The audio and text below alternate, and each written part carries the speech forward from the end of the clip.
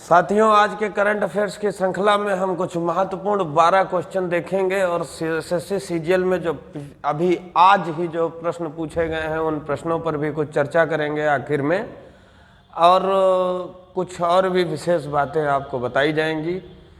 तो हम समय को खराब न करते हुए सीधा चलते हैं प्रश्नों पर। कुछ तबीयत ज़्यादा ठीक नहीं है, लेकिन फिर भी हम आपके लिए वीडियो प्रोवाइड करा रहे हैं सिर्फ इसलिए कि मुझे मालूम है कि आपको इंतज़ार रहता है हमारे वीडियो का। और अगर एक दिन का करंट अफेयर छूट गया और कहीं वही पेपर में एक क्वेश्चन या दो क्वेश्चन उसी से आ गए तो फिर मैं अपने आप को कभी माफ़ नहीं कर पाऊँगा। प्रयास मैं ये करूँगा कि अगर कभी ईश्वर की ही इच्छा न हो तो भले ही मैं आपको वीडियो प्रोवाइड ना करा पाऊँ, लेकिन वैसे मैं हर संभव प्रयास ये करूँगा कि आपको डेली के डेली रोज़ के रोज़ का करंट अफेयर्स प्लस कुछ स्टैटिक जीके तथा अन्य जानकारियाँ भी आपको उपलब्ध रह सके। सुन के भी बहुत अच्छा लगता है। आज हमारे एक स्टूडेंट ने कहा कि सर आप ही का चैनल खाली सब्सक्राइब किए हैं, बाकी सारा चैनल हटा दिए हैं। खैर अच्छा लगा सुन के। कहा कि सर इंतज़ार रहता है 9 बजे का, 9 बजे के आसपास वीडियो आती है और उसके बाद वीडियो देखते देखते सो जाते हैं। मेरा मन आज नहीं हुआ वीडियो बनाने का। मैंने सोचा कि आज रहने देते हैं। फिर मैंने सोचा कि कैसे सोएगा वो छात्र जो वीडियो देखकर और पढ़ने के बाद आखिर में सो जाता है। अमेरिका ने किस देश की टेक कंपनियों पर प्रतिबंध लगाया है? बहुत अच्छा प्रश्न है ये, और जानकर आपको ये खुशी होगी कि कितना सुरक्षा के प्रति अन्य देश जागरूक रहते हैं। बहुत ज़्यादा सुरक्षा बहुत ज़रूरी होती है। सेफ्टी किसी देश के लिए मेजर इंग्रेडिएंट्स है। अमेरिका ने किस देश की टेक कंपनियों पर प्रतिबंध लगाया है? तो वो हैं चीन की टेक कंपनियां, और खासकर हुआवे और हुआवे और ZTE द्वारा बनाए गए संचार उपकरणों पर रोक लगा दी है। संचार उपकरणों पर रोक लगा दी है। पहले क्वेश्चन का आपका जवाब हो गया। दूसरे क्वेश्चन की ओर अगर हम चले तो लिखा है अमेरिका में भारत की राजदूत तरणजीत संधू ने, अमेरिका में भारत के राजदूत तरणजीत संधू ने किसको पद्म भूषण से सम्मानित किया है? अगर हम बात करें तो ये है, नंबर 2 का आंसर है गूगल के CEO सुंदर पिचाई जी, जिनका पद्म भूषण से जिनको सम्मानित किया गया, जिनका नाम 2022 में पद्म भूषण की लिस्ट में था, क्योंकि इन्होंने बहुत ही उत्कृष्ट कार्य किया है। गूगल के CEO बने, इन्हें पद्म भूषण सम्मान से पुरस्कारित किया गया। इनका जन्म कहाँ हुआ था? इनका जन्म मदुरै में और तमिलनाडु में हुआ था। इनका जन्म भैया मदुरै तमिलनाडु में हुआ था। और इनकी जो शिक्षा ग्रहण किया इन्होंने, वो शिक्षा कहाँ से ग्रहण की? इन्होंने शिक्षा ग्रहण की IIT खड़गपुर से। इतनी जानकारी आपको हमने दी, आपकी समझ में आया होगा, नोट किए होंगे, देख लीजिए। फिर एक बुक है brave hearts of India, vignettes from Indian history. ये किसके द्वारा लिखी गई है? ये भी आपको हम बताएंगे। नंबर 3 है brave hearts of India, vignettes from Indian history. ये किताब मुख्य रूप से उन लोगों के लिए लिखी गई है जो हमारे भारत की आज़ादी के लिए अपने प्राणों को हंसते हंसते न्यौछावर कर गए। क्यों कहते हो साहब चरखे से आज़ादी पाई है? हमारे भगत सिंह चंद्रशेखर आज़ाद, जिन्होंने कहा कि मैं आज़ाद हूँ और मैं आज़ाद ही रहूँगा, मैं न दुश्मन की गोली से मरने वाला। ऐसे वीर क्रांतिकारी जिनको लोग भूलते जा रहे हैं, उनकी याद में ये बुक लॉन्च की गई है। और ये बुक किसकी है? तो ये है विक्रम संपत जी की ये बुक है। इस बुक के बारे में आपको हमने बता दिया। ये बुक किसके लिए है? तो ये बुक उनके लिए है जो भारत की स्वतंत्रता के लिए हंसते हंसते मौत को गले लगा लिए। उनके लिए ये किताब लिखी है विक्रम संपत जी ने। और जब इसका उद्घाटन हुआ तो उसमें मुख्य अतिथि कौन थे? तो मुख्य अतिथि जो है वो कौन थे? केंद्रीय मंत्री राजीव चंद्रशेखर। केंद्रीय मंत्री राजीव चंद्रशेखर ये मुख्य अतिथि थे। कुछ बुक्स के बारे में आपको बताना चाहूँगा। देख लीजिए, इम्पॉर्टेंट बुक्स हैं, अक्सर परीक्षाओं में पूछ ली जाती हैं। सीजीएल का पेपर चल रहा है, जीडी का पेपर आने वाला है। यूपी में 35,000 लगभग वैकेंसियाँ पुलिस की आ चुकी हैं। अब हाथ पर हाथ धर के बैठने से कुछ नहीं होगा, कुछ करना पड़ेगा। घर से निकलकर एक कदम बढ़ाओ। पहला कदम ही सिर्फ खतरनाक है, उसी में हिम्मत चाहिए। और अगर एक कदम बढ़ा दिया तो आगे तो कदम अपने आप बढ़ते चले जाएंगे, कुछ कहना ही नहीं पड़ेगा। अन्य कुछ बुक्स हैं, उनके राइटरों के नाम मैं लिखवा देता हूँ आपको। बहुत इम्पोर्टेंट बुक है, आपको याद ही करना है। मैं टेस्ट में एक बुक जरूर पूछूंगा शनिवार को। एक किताब है लेट मी से इट नाउ। इसको लिखा है राकेश मारिया जी ने। एक बुक है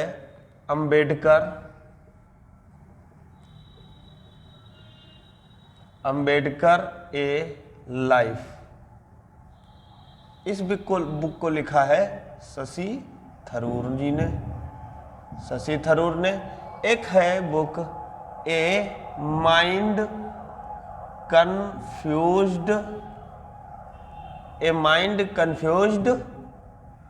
नहीं, एक कन्फ्यूज्ड माइंड स्टोरी है। एक कन्फ्यूज्ड माइंड स्टोरी। इस बुक को किसने लिखा है? साहिल सेठ ने, जो कि कौन है? IRS है। क्लियर। एक किताब है फियरलेस गवर्नेंस। ये किताब है किरण बेदी जी की, पहली महिला IPS। एक किताब है टॉम्ब ऑफ सैंड। इसको किसने लिखा है? इसको लिखा है गीतांजलि श्री ने। ये किताब तो बहुत फेमस है। द टाइगर ऑफ द्रास, एक बुक का नाम है द टाइगर ऑफ द्रास। तो ये भैया किसकी बुक है? ये बुक है मीना मेयर की। नोट कर लीजिए। रखा हौसला, वो मंजर भी आएगा जब प्यासे के पास चलकर समंदर भी आएगा। और थक हार कर न बैठ ऐ मंजिल के मुसाफिर, मंजिल भी मिलेगी और मिलने का मजा भी आएगा। बस इंतजार करिए समय का, ये वक्त है सबका बदलता है। मेरा भी बदला है और आपका भी बदलेगा, सबका बदलेगा। समय एक सा नहीं रहता। एक राजा ने अपने मंत्री से कहा, कोई एक ऐसी लाइन लिख दो जिसे मैं दुख में पढ़ूं तो मुझे दुख न हो, और मैं उसे सुख में पढ़ूं तो ज़्यादा खुशी न हो। तो उसने एक लाइन लिख दी। मंत्री बहुत होशियार था। उसने लिखा, राजा साहब यह समय भी नहीं रहेगा। अब इस लाइन को आप दुख में पढ़ेंगे तो आप ज़्यादा दुखी नहीं होंगे और अगर बहुत ज़्यादा खुशी में पढ़ेंगे तो बहुत ज़्यादा खुश भी नहीं होंगे। ये किताबें थीं, बीच में बात करने का मेरा सिर्फ एक ही मोटो होता है, उद्देश्य होता है कि आप इन सारे प्रश्नों को नोट करते रहिए, आराम से लिख लीजिए, क्योंकि मुझे मालूम है ईमानदारी से लोग लिखते हैं। मित्र, अगर तुम लिखते ना होते तो आज मैं यहाँ खड़ा होकर तुम्हारे लिए वीडियो ना बना रहा होता, तुम्हें प्रोवाइड ना कराता। विश्वास मानिए, इतनी ज़्यादा थकावट और इतनी ज़्यादा सरदर्द हो रहा है कि मैं उसे लफ्ज़ों में तो बयां ही नहीं कर सकता। दर्द एक ऐसी चीज़ है भाई साहब जो सिर्फ महसूस किया जा सकता है, बताया नहीं जा सकता। अब हम आगे चलते हैं अपने चौथे नंबर के क्वेश्चन की ओर। G20 शेरपा की बैठक कहाँ शुरू की गई है? ये शुरू की गई है राजस्थान में। ये भैया शुरू की गई है राजस्थान में। आप कहेंगे सर राजस्थान में कहाँ? तो भैया उदयपुर में। अरे सही से लिख देते हैं, उदयपुर। G20 शेरपा क्या? शेरपा नियुक्त किए जाते हैं जो सारी बैठकों के बारे में सब जानकारी लेते हैं, आयोजन करते हैं, देश विदेश में जाते हैं, सारा आयोजन इन्हीं का रहता है। और अपने यहाँ भारत के शेरपा कौन हैं भाई साहब? भारत के शेरपा हैं अभिकांत, अमिताभ कांत। भारत के शेरपा कौन है भाई साहब?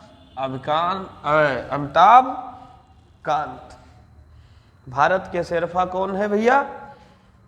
तो ये है अमिताभ कांत। और अगर देखा जाए G20 शेरपा की बैठक कब से कब तक होगी, तो ये भी लिख लीजिए आप, 4 दिसंबर से 7 दिसंबर तक ये बैठक राजस्थान के उदयपुर में चलेगी। ये बात सही है। भारत ने 1 वर्ष के लिए, भारत ने 1 दिसंबर से 1 वर्ष के लिए, 1 वर्ष के लिए भारत ने 1 दिसंबर से 1 वर्ष के लिए G20 की अध्यक्षता संभाली है। अध्यक्षता करेगा। पूरा हो गया सेंटेंस। भारत ने 1 दिसंबर से 1 वर्ष के लिए G20 की भारत 1 दिसंबर से 1 वर्ष के लिए G20 की अध्यक्षता करेगा। क्लियर हो गई। इसकी स्थापना हुई थी 1999 में। ये इतनी जानकारी थी G20 के बारे में। इसमें आप बताएंगे कितने देशों का यूरोपीय संगठन है G20 और भारत इसमें कब से शामिल हुआ। 2 चीज़ों के अगर आप प्रश्न दे देंगे तो आप पक्का मान लीजिए कि ये क्वेश्चन आपका कभी भी गलत नहीं होगा। किस राज्य सरकार ने विकलांग व्यक्तियों की मासिक पेंशन बढ़ाने का फैसला किया है? अभी अभी पिछले ही दिनों में अंतर्राष्ट्रीय विकलांग दिवस मनाया गया है।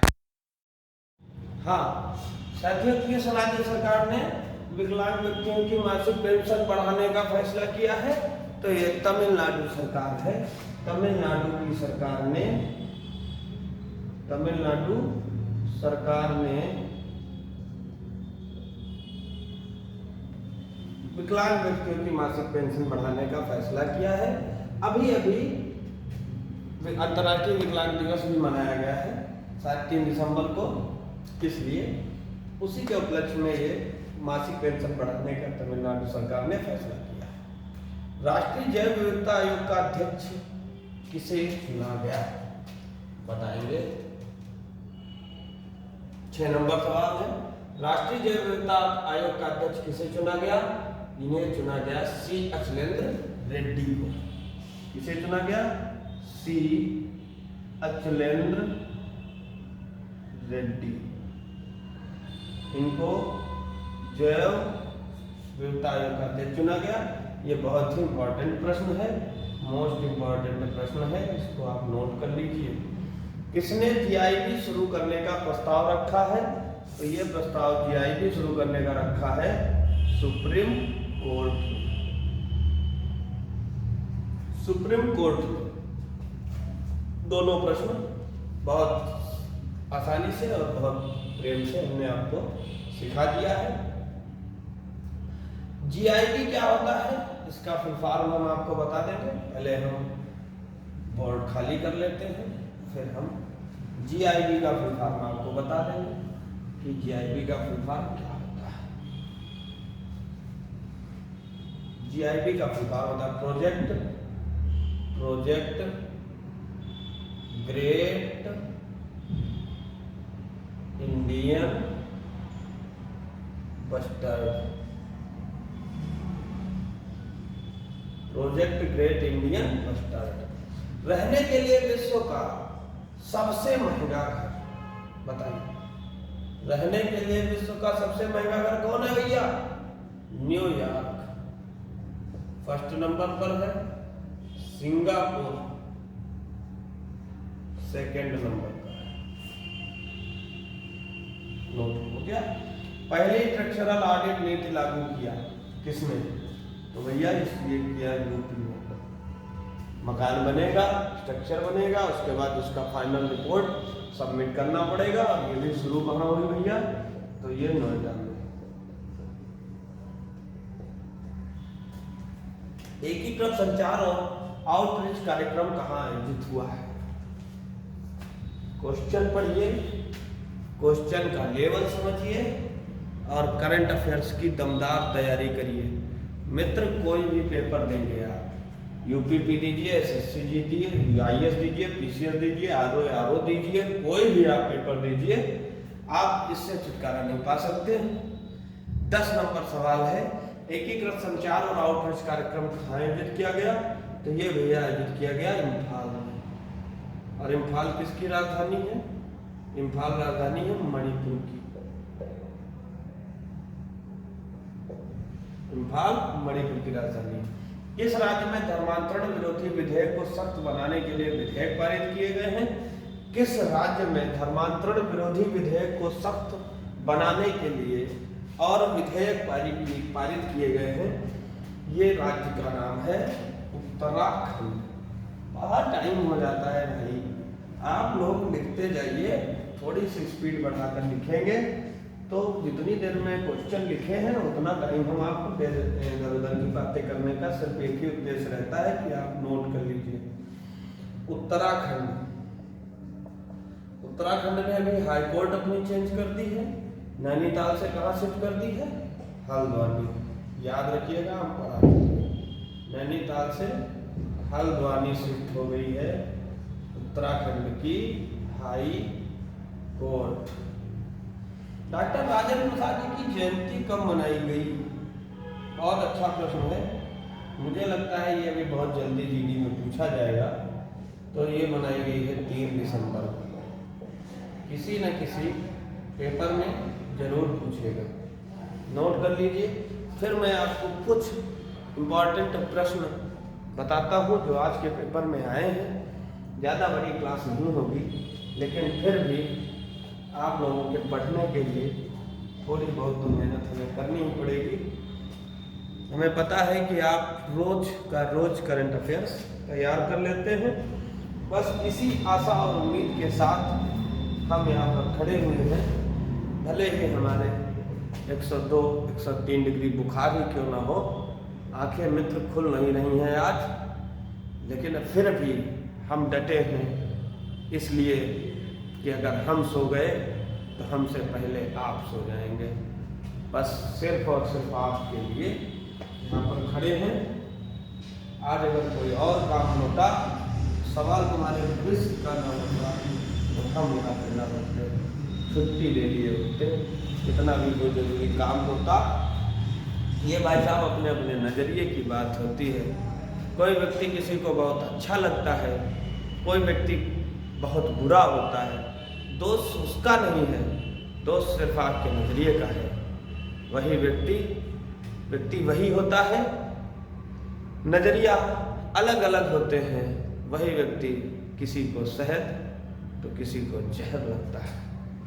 नजरिए का ही सब अपना खेल होता है। एक क्वेश्चन पूछा था, दूसरे भारत के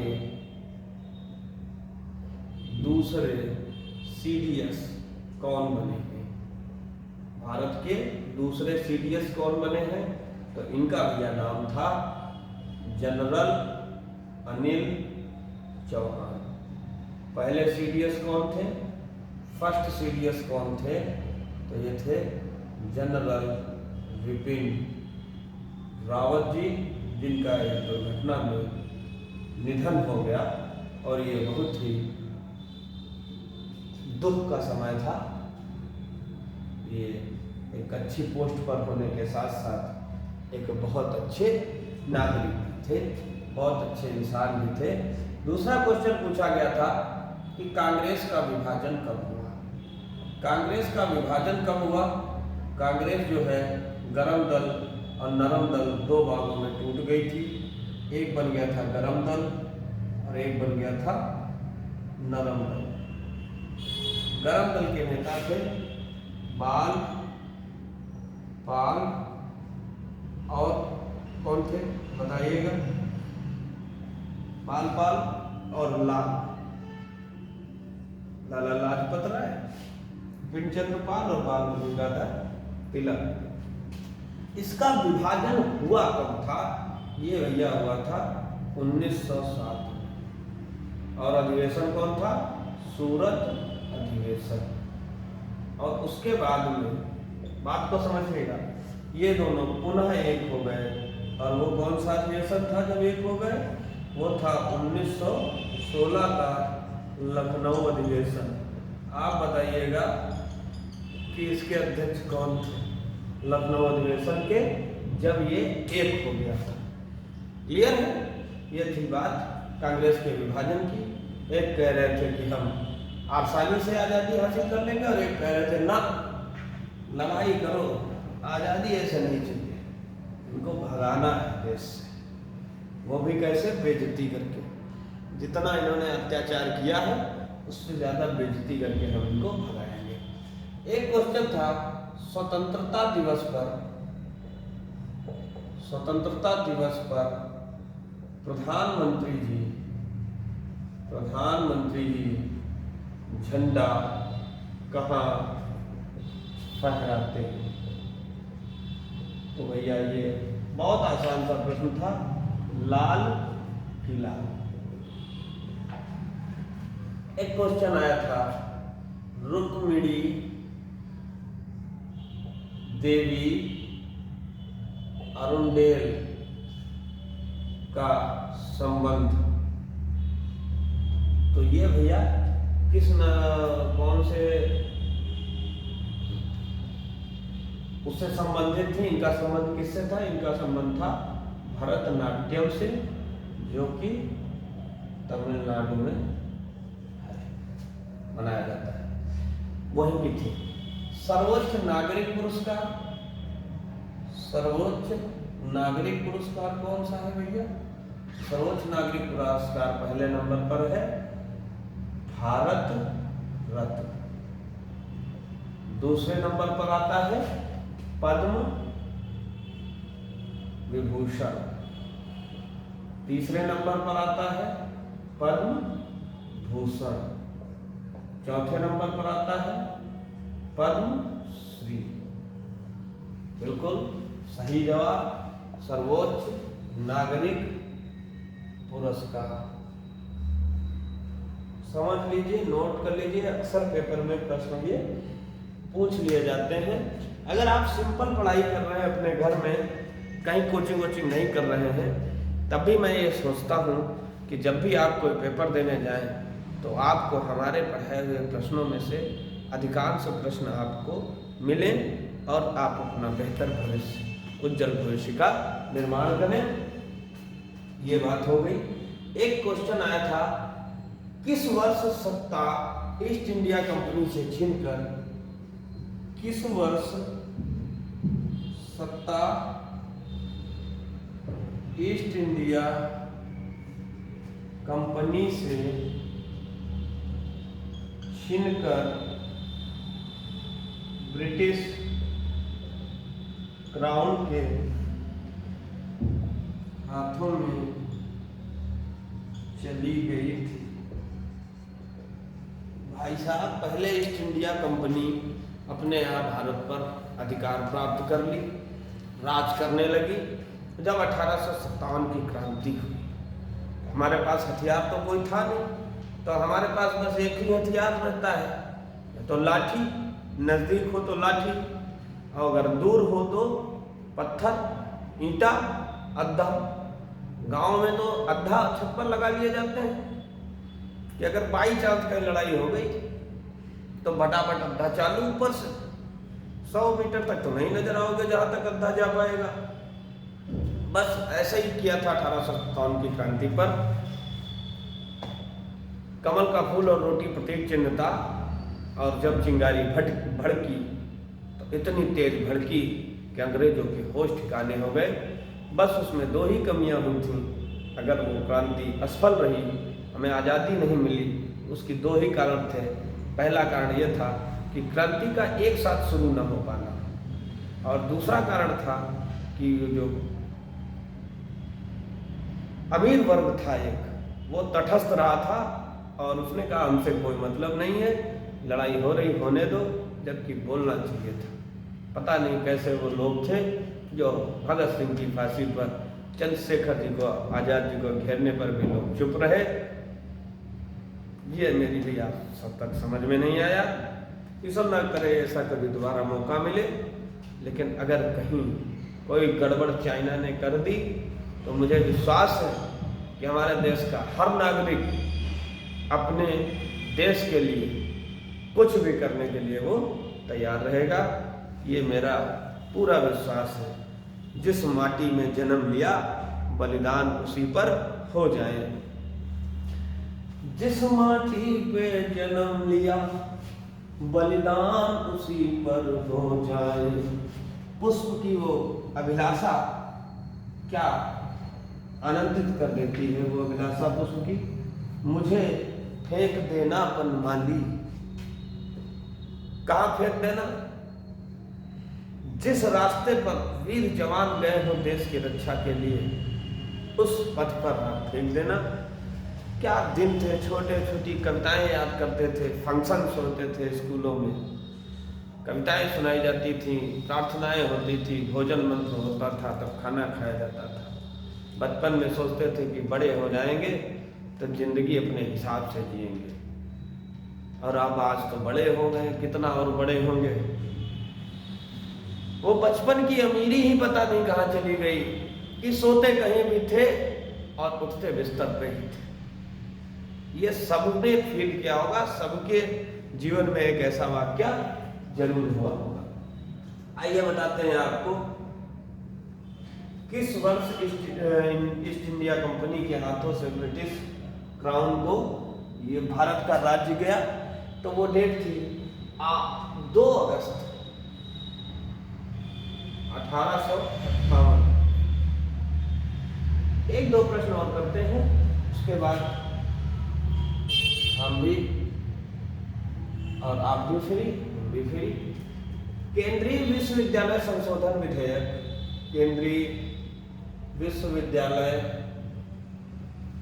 संशोधन विधेयक लोकसभा में 2022 लिख लेना। लोकसभा में कब पारित किया गया? ये क्वेश्चन पूछा था, कब पारित किया गया? तो हम आपको बताते हैं 3 अगस्त 2022 को लोकसभा से पारित हुआ। कब पारित हुआ भैया? 3 अगस्त 2022 को कहां से पारित हुआ? लोकसभा से पारित हुआ। और 8 अगस्त को, 8 अगस्त 2022 को कहां से पारित हुआ? राज्यसभा से पारित हुआ। और आपको एक बात बताते हैं, राष्ट्रीय ई गवर्नेंस डिवीजन, ये भी प्रश्न पूछा गया था। राष्ट्रीय ई गवर्नेंस डिवीजन, राष्ट्रीय ई गवर्नेंस डिवीजन के नए सीईओ के रूप में किसे नियुक्त किया गया? के नए सीईओ के रूप में किसे नियुक्त किया गया? तो इनका नाम है वरिष्ठ आईएएस अधिकारी अभिषेक सिंह। वरिष्ठ आईएएस अधिकारी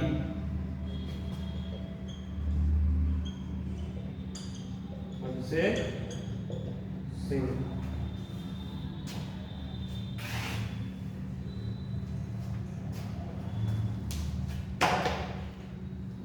अब आज की क्लास समाप्त हो चुकी है। आप लोगों ने बहुत ध्यान से पढ़ा होगा, ऐसा मेरा पूरा विश्वास है। भैया जिनको जल्दी थी वो तो 1-2 सेकंड में ही चले गए। आपने अगर यहाँ तक देखा है तो मेरा ही नहीं, आपके माता पिता का भी आशीर्वाद आप पर बना रहेगा, ईश्वर की कृपा बनी रहेगी। देने वाला तो ऊपर वाला है, उसी से मांगिएगा। इंसान कुछ भी नहीं दे सकता। इंसान देगा तो 4 बातें भी सुनाएगा, वो देता भी है और कहता भी किसी से नहीं है। आपको आपकी मंजिल मिल जाए, बस इसी शुभकामना के साथ शुभ रात्रि। जय हिंद, जय भारत। आप अच्छे रहें, स्वस्थ रहें, मस्त रहें, जहाँ भी रहें पढ़ते रहें, यहाँ रहें चाहे इलाहाबाद रहें, बस जहाँ रहें वहाँ आबाद रहें।